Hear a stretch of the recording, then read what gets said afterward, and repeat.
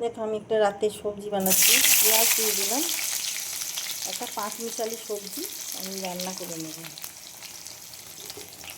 এর মধ্যে বেগুন আছে, কাঁচা কুমড়ো আছে, এই যে কাঁচা কুমড়ো, আলু, পেঁয়াজ, টমেটো এসব দিয়ে একটা তরকারি করে নেব। পেঁয়াজগুলো নরম হয়ে গেছে, এবার আমি দিয়ে দেবো সবজিগুলো।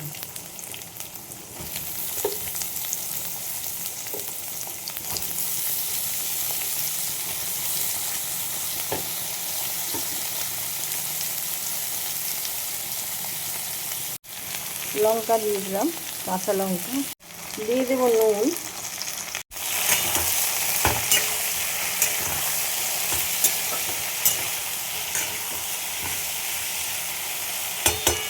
হলুদ দিয়ে দিলাম, হিং দিয়ে দেবো,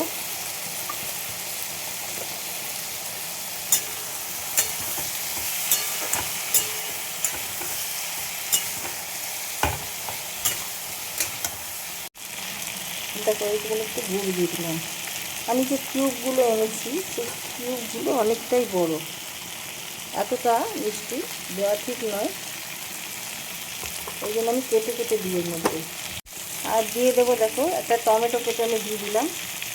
আর কোনো মশলা এর মধ্যে যাবে না, একদম সিম্পল বিনা মশলা ছাড়া এই সবজিটা করবো।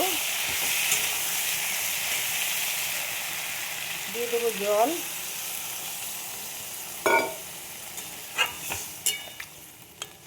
এবার আমি ঢেকে দেবো। যে লঙ্কাগুলো দিয়েছি সেদ্ধ হয়ে গেছে, এগুলো এখানেই ফাটিয়ে দেবো।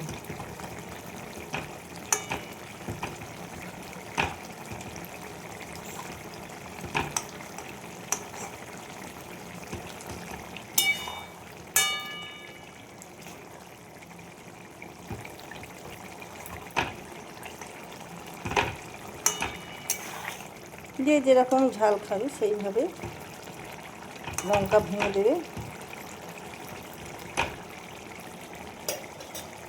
আর টমেটো খোসাগুলো আমি তুলে ফেলবো।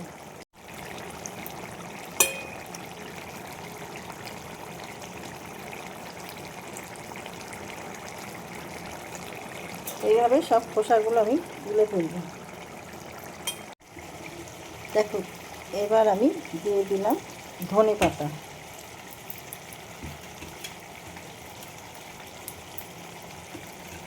আর কিচ্ছু দেবো না।